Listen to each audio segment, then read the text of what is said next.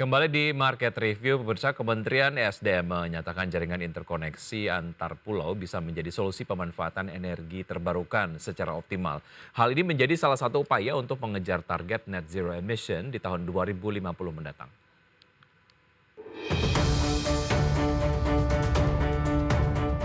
Indonesia memiliki target implementasi energi baru dan terbarukan atau EBT sebesar 23% pada bauran energi nasional di tahun 2025. Kebijakan ini dipadukan dengan komitmen Indonesia untuk mengurangi emisi hingga 29% pada tahun 2030, merupakan langkah menuju sistem energi yang lebih bersih dan berkelanjutan. Dan salah satu upaya untuk mencapai target net zero emission di sektor ketenaga listrikan di tahun 2050, pemerintah perlu membangun jaringan interkoneksi antar pulau. Menteri Energi dan Sumber Daya Mineral Arifin Tasrif mengungkapkan, jaringan interkoneksi antar pulau merupakan kunci, sehingga pemanfaatan sumber-sumber energi baru terbarukan di pelosok-pelosok tanah air akan dapat dimaksimalkan termasuk oleh kalangan pelaku industri. Semua sumber-sumber energi baru terbarukan kita, sumber energi kita ini dapat kita manfaatkan kalau kita bisa membangun infrastruktur yang mendukung. Ya, infrastruktur yang bisa menyalurkan semua potensi sumber untuk bisa termanfaatkan. Ini dream kita nih. Di 2060 bisa membangun jaringan interkoneksi. Arifin menambahkan saat ini Indonesia memiliki potensi sumber EBT yang sangat besar dan berdasarkan data Kementerian ESDM, potensi EBT di Indonesia mencapai 3.689 gigawatt yang terdiri dari berbagai macam EBT seperti surya, hidro, bioenergi, bayu, panas bumi, dan laut. Namun demikian, dari seluruh potensi besar yang dimiliki tersebut, pemanfaatannya baru mencapai 12,6 gigawatt. Jakarta, Tim Liputan IDX Channel.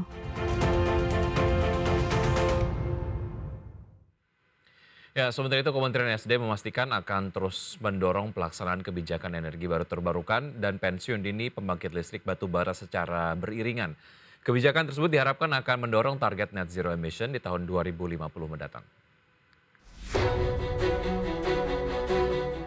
Kementerian Energi dan Sumber Daya Mineral terus mendorong implementasi energi baru terbarukan di tanah air. Hal ini diharapkan menjadi langkah strategis pemerintah dalam mendorong pemenuhan transisi energi baru terbarukan hingga tahun 2050 mendatang. Dirjen Energi Baru Terbarukan dan Konservasi Energi atau EBTKE Kementerian ESDM Dadan Kusdiana menjelaskan, pihaknya terus mendorong upaya mengejar target zero emission melalui program energi baru terbarukan hingga program pensiun dini PLTU batubara. Namun kelangsungan program pensiun dini PLTU akan bergantung dari berjalannya bantuan program global, sehingga pemerintah tetap akan mengupayakan dua program tersebut berjalan beriringan. Jalan Pak retirement-nya. Kenapa? Karena itu dipackage dengan renewable energy yang memang itu yang produktifnya. Itu yang sekarang juga coba dilakukan inisiasi antara PLTA Kayan oleh Sumitomo. Jadi nanti Tanjung Jati nanti akan coba dilakukan seperti itu. Tapi juga kita masih tetap harus berjuang. Di dalam regulasi itu tidak satu paket Pak Agus. Ini terpisah. Retirement sendiri, renewable energy sendiri. Sebelumnya Kementerian ESDM mencatat bahwa hingga akhir 2022 lalu, capaian bauran energi baru mencapai 12,3%. Sementara di tahun 2025, pemerintah menargetkan capaian energi baru terbarukan mencapai 23%, sehingga masih jauh dari harapan. Jakarta, Raharjo Patmo, IDX Channel.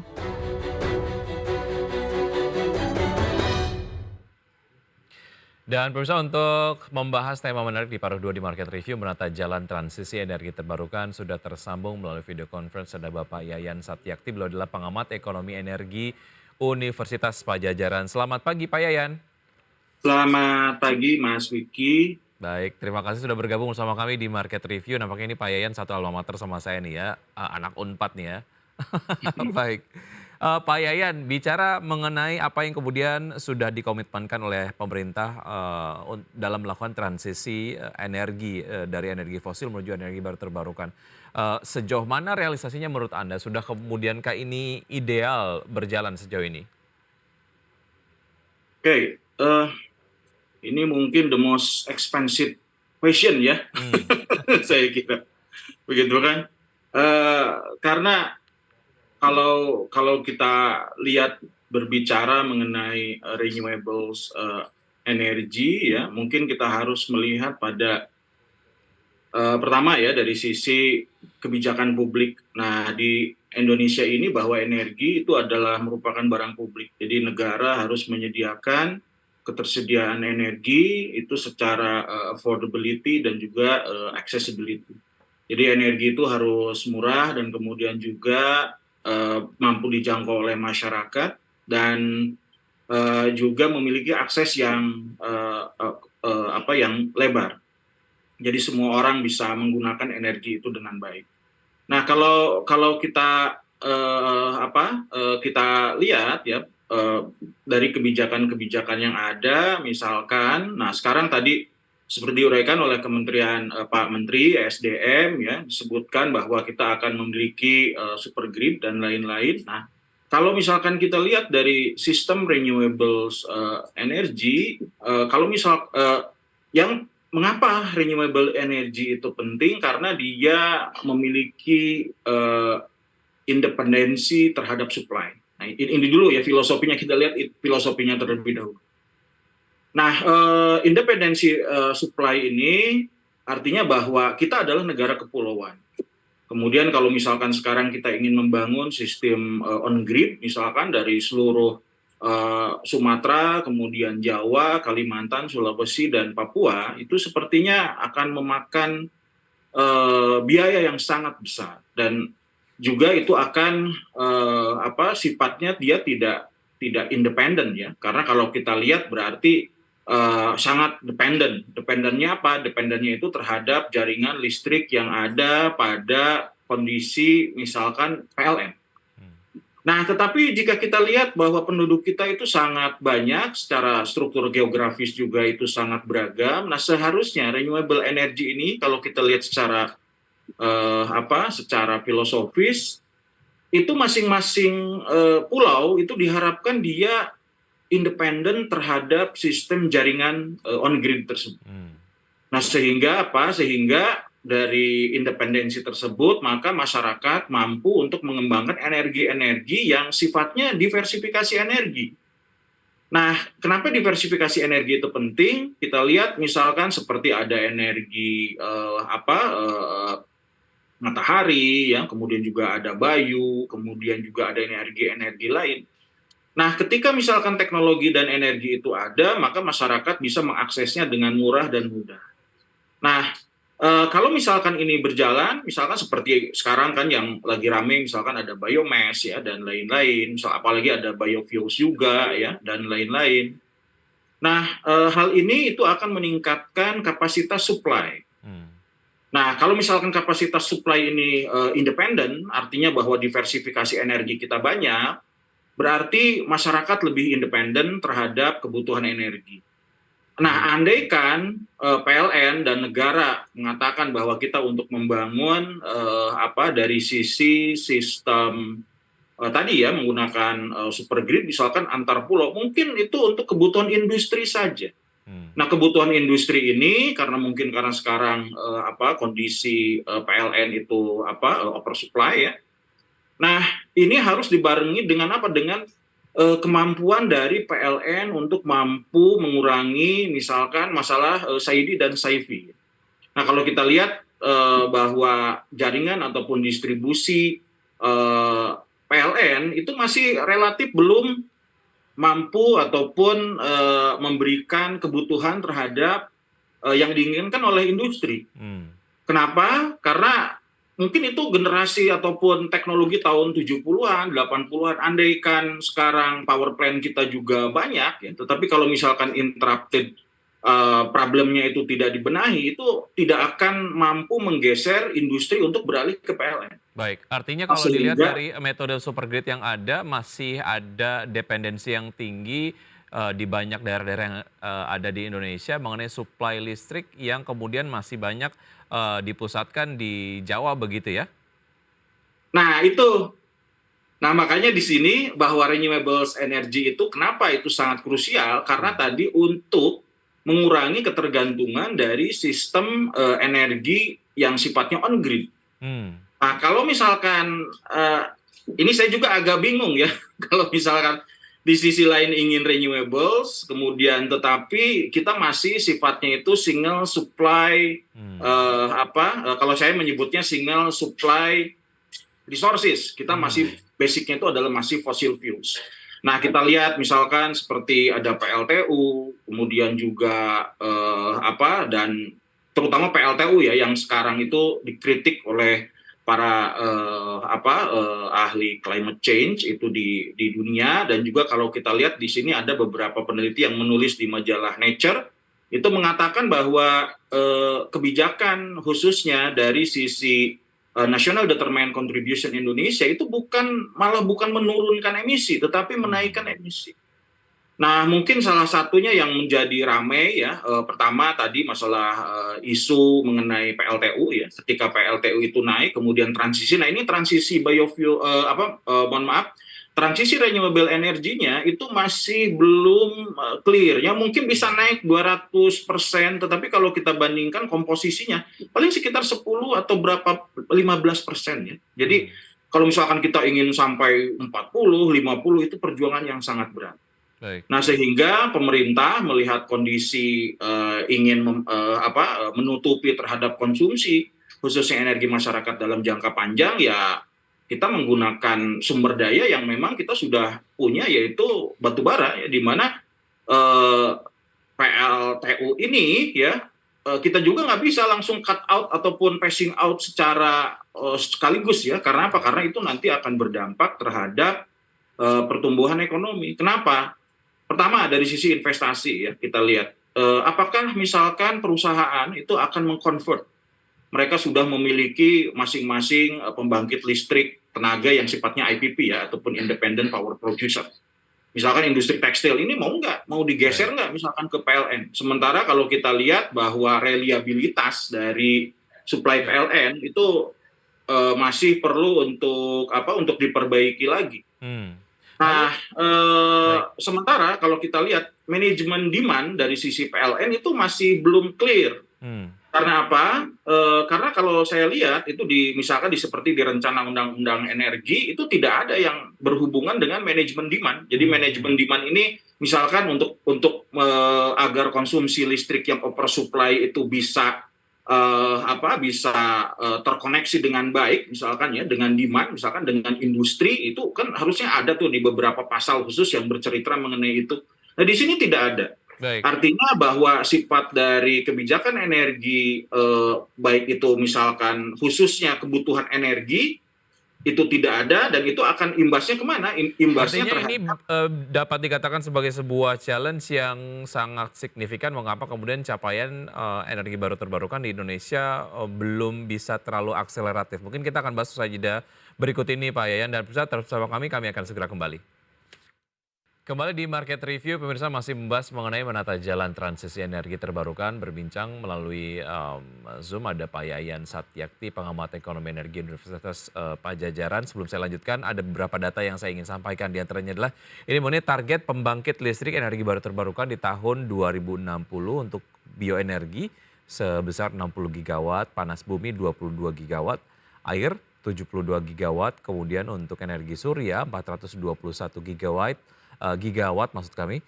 Kemudian angin 94 gigawatt, arus laut 8 gigawatt, dan nuklir 31 gigawatt. Ini datanya kami dapatkan dari Kementerian SDM. Sementara 5 program prioritas pendanaan Just Energy Transition Partnership, diantaranya adalah pensiun dini pembangkit listrik tenaga uap batu bara, kemudian penambahan kapasitas pembangkit energi baru terbarukan, peningkatan efisiensi, kemudian ada rasio elektrifikasi dan infrastruktur transmisi. Sebelum saya ke pertanyaan yang tadi sudah saya sampaikan sebelum jeda ke Pak Yayan mengenai target pembangkit listrik energi baru terbarukan di tahun 2060 tadi. Kalau dilihat datanya, bagaimana Anda melihat ini, achievable-kah Pak Yayan?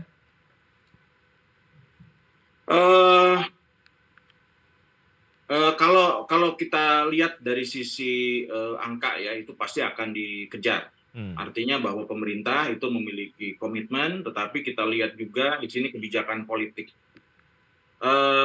Kita kebijakan politiknya apakah ini mungkin tugas dari presiden yang akan datang ya, dan saya lihat sampai saat ini itu dari masing-masing capres mungkin karena terlalu awal itu tidak ada yang mencoba untuk melihat bahwa isu energi itu sangat penting. Ya. Nah, mungkin kalau kemarin Pak Jokowi berbicara mengenai infrastruktur, transportasi, ya mungkin sekarang infrastruktur energi. Ya. Kenapa? Karena kalau kita lihat ya kebutuhan terhadap konsumsi energi kita itu makin tinggi. Nah, tetapi kalau masyarakat kita dibiasakan dengan konsumsi energi yang boros, misalkan seperti fosil, dan kemudian juga tidak dididik ya melalui insentif dan juga dari sisi mekanisme harga, nah ini akan repot khususnya. Dan juga akan membebankan terhadap negara karena tadi bahwa negara itu sesuai dengan undang-undang ya bahwa energi adalah sebagai barang publik ya. Jadi itu tetap menjadi beban. Baik. Tantangannya yang dihadapi sejauh ini dari target-target realisasi bauran energi baru terbarukan, apa saja yang nampaknya punya signifikansi yang besar dan punya urgensi yang kemudian harus segera cepat dicarikan solusinya terkait dengan tantangan-tantangan tersebut, Pak Yayan? Ya, kalau kita lihat yang mungkin yang paling penting ya, misalkan seperti tadi ya, ada pembangkit listrik tenaga surya. Nah, mungkin itu yang paling quick yield, karena di beberapa negara misalkan seperti di India, kemudian juga di Tiongkok ya, dan kemudian kita juga sudah memiliki teknologi tersebut ya, dan kemudian kita potensinya banyak, dan mungkin bisa segera dieksekusi ya. Nah, itu akan sangat membantu terhadap khususnya bauran energi ataupun diversifikasi energi khususnya dari sisi renewables. Nah, kemudian juga ada juga biofuels ya tadi, tapi kalau biofuels itu harus sangat hati-hati karena apa? Karena akan terjadi misalkan konflik yang memang pada saat ini kita lihat ya antara konflik dari sisi walaupun sekarang pertumbuhan misalkan terhadap ekspansi lahan sawit itu sudah stagnan di 3 tahun terakhir ya kalau kita lihat angkanya secara statistik. Nah, tetapi kemungkinan bahwa dari sisi biodiversity ini hutan kita ya sudah tidak mampu lagi menyerap karbon ataupun sebagai carbon storage yang optimal. Nah, sehingga kebijakan-kebijakan lingkungan ya dan juga ini banyak stakeholders ya kalau misalkan kita berbicara mengenai kebijakan renewable tadi. Yang paling konkret ya tadi misalkan seperti pembangkit listrik tenaga surya, kemudian juga geotermal, kemudian juga pembangkit listrik tenaga bayu. Nah, itu yang diharapkan mampu untuk dikembangkan di masing-masing wilayah yang mungkin itu jauh dari grid PLN dibandingkan misalkan dengan mengembangkan. Tapi kalau kita lihat ya oke lah. Ini atmosfer ekosistem industri energi terbarukan di Indonesia ini masih fragile ya. Kenapa?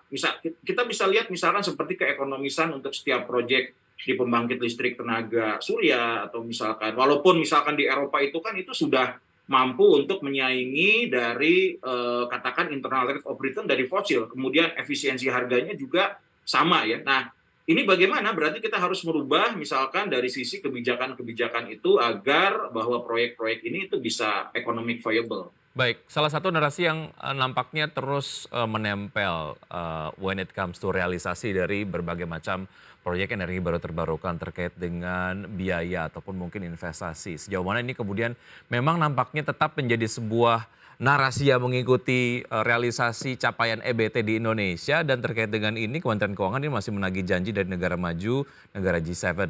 Ini terkait komitmen Just Energy Transition Partnership atau JETP untuk transisi energi di Indonesia sebesar 20 miliar US dollar atau sekitar 300 triliun rupiah. Sejauh mana ini dapat menjadi sebuah funding ataupun source yang bisa dimanfaatkan dan juga bisa mendukung Pak Yayan? Oke, kalau tidak salah ya pada tahun 2016-2017 juga waktu itu pada waktu Presiden Obama itu mereka memiliki juga proyek namanya Green Prosperity Project itu kurang lebih ada sekitar 400 juta US dollar ya dikembangkan. Asal itu sebagian besar itu banyak sekali program-program yang sifatnya tadi ya membangun IPP dan lain-lain. Nah kalau kita bandingkan dengan yang just energy transition tadi dengan uang seperti itu, saya kira ini masih belum cukup ya. Tetapi mungkin kita bisa gunakan misalkan untuk kebutuhan-kebutuhan yang urgent dan sifatnya mungkin yang paling konkret menurut saya itu kebijakan dari sisi transmisi ya. Jadi mungkin uang tersebut itu bisa dialokasikan untuk membangun infrastruktur transmisi di PLN ya agar dia tidak mengalami losses. Nah, ini yang selalu menjadi masalah sehingga reliabilitas koneksi PLN itu terhadap industri dan juga akan menolong khususnya industri energi ataupun listrik PLN agar mampu direspon oleh industri. Nah, sehingga ketika misalkan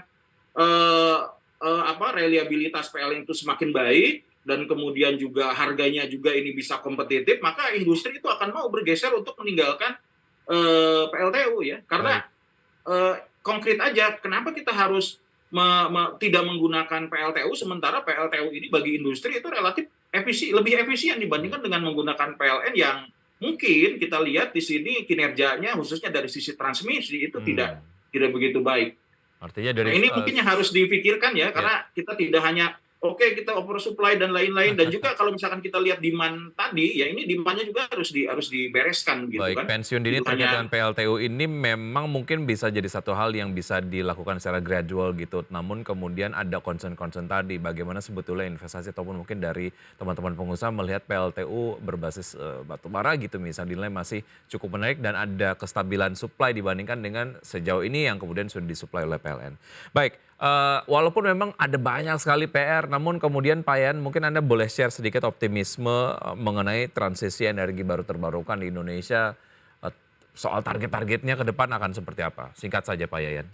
Ya, kalau saya sih optimis ya, karena kalau kita lihat di sini dengan adanya tadi ya program dari bantuan luar negeri, nah itu akan menolong kita, tetapi kita mungkin harus sangat selektif dan juga harus menggunakan dana itu untuk proyek-proyek yang memang menjadi untuk memperbaiki titik kritis arah kita ke sistem transisi energi yang lebih baik. Ya. Jadi kalau saya lihat sih, kalau kita berbicara, nah sekarang mungkin prioritasnya apa dulu?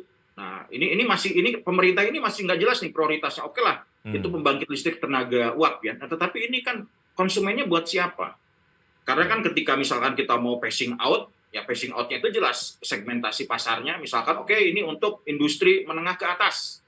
Nah ini kan harus clear ini. Kemudian dari sisi pentarifan, kemudian juga bagaimana cara menarik agar orang itu melepaskan PLTU yang memang saya kira masih atraktif ya bagi pengusaha ya. Baik, jujur kita aja kan dibandingkan nanti dengan akan sama-sama awasi dan juga kita akan cermati begitu perkembangan dari energi baru terbarukan karena memang ini menjadi satu hal yang sangat penting bagi keberlangsungan energi yang ada di Indonesia dan juga kelestarian alam begitu ya. Pak Yayan Satyakti, pengamat ekonomi energi Universitas Padjadjaran, terima kasih sudah bergabung bersama kami. Sukses untuk Anda, sehat selalu Pak Yayan, sampai jumpa. Ya, sama-sama. Ya. Baik, dan pemirsa sudah 1 jam kami menemani Anda dalam Market Review. Saya Wiki Adrian beserta kerabat kerja yang bertugas undur diri. Terima kasih, sampai jumpa.